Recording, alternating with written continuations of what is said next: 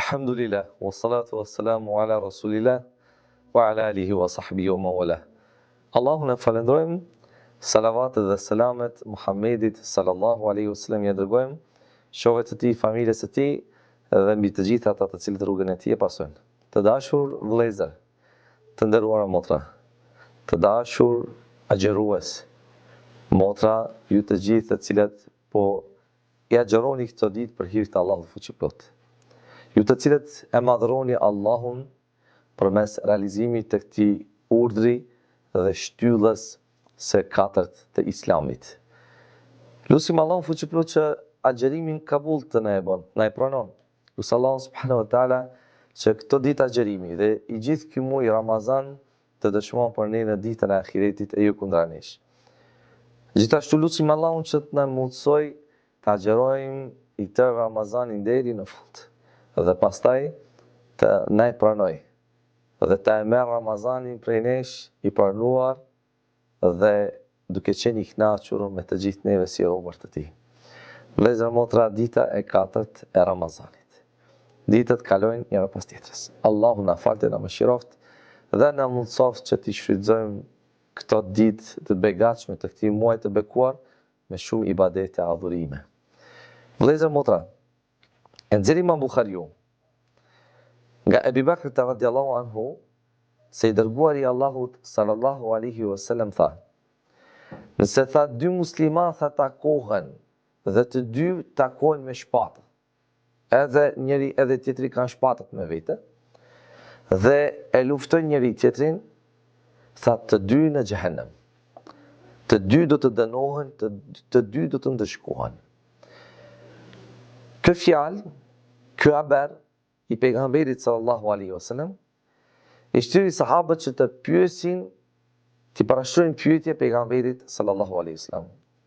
Dhe në gjithë këto ditë të Ramazanit, ne të shohim se për çka u pyet pejgamberi sallallahu alaihi wasallam.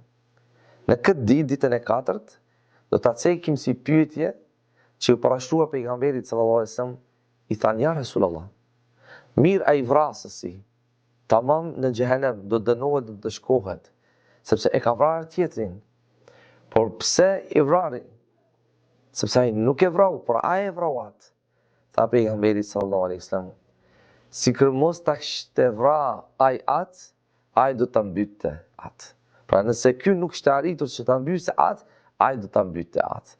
Pra të dy u bashkuan, u takuan me një qëllim të përbashkët, të njëjtë. Çka? Ta mbysin njëri tjetrin. Siç shohim dhe jemi dëshmitar se dita ditës sa më shumë shtohen vrasjet vllazërore, e mbysim njëri tjetrin, mbyten vëllezërit, mbyten njerëzit të pafajshëm, edhe pa pikë rahmeti. Ja Allahu fuqiplot na mundsoj të arrijmë muajin e Ramazanit, muajin e ndryshimit, muajin e vllazërisë, muajin e shtimit të dashurisë mes neve si vëllezër robër të Allahut. Vëllezër, innamal mu'minuna ikhwa, vërtet besimtarët janë vëllezër. Faslihu baina akhawaykum, rregulloni problemet mes vëllezërve, ndërmjetësoni, bëhuni shkaktar që ata të pajtohen mes vete dhe të mos vijë deri te mbytja, deri te vllavrasja, sepse përmes këtij hadithi që e përmend pejgamberi sallallahu alaihi wasallam, i cili nuk folte nga hamendja, por gjithçka kishte shpallje, përmes këtij hadithi mësojmë se vrasësi dhe ai që është vrarë, po me qëllim që ta vret atë, që ta mbysë atë, dënim kanë tek Allahu subhanahu wa taala. E dënimi Allahut është i madh. Dënimi Allahut është i rënd, i dëmshëm. Andaj të kujdesim vëllezër, ta kontrollojmë nefsin, egon, të mos nervozohemi që shumë lehtë. Ti zbusim zemrat në këtë muaj të begatshëm me lexim të Kuranit, me dhikr. Mos të reagojmë me njëherë me nervozitet, të mos reagojmë me arrogancë me njëherë. Jo për gjërat më të vogla ta humbim kontrollin, ndërsa sot e vrasim njëri tjetrin edhe bile nuk e dim pse e ka vrarë. Nga shenjat e kiametit, Thot pejgamberi sallallahu alaihi wasallam, kur nuk din vrasësi pse e ka vrarë, e as i vrami mbyturi nuk do ta di, nuk e din pse e ka mbyt, pse e ka vrarë.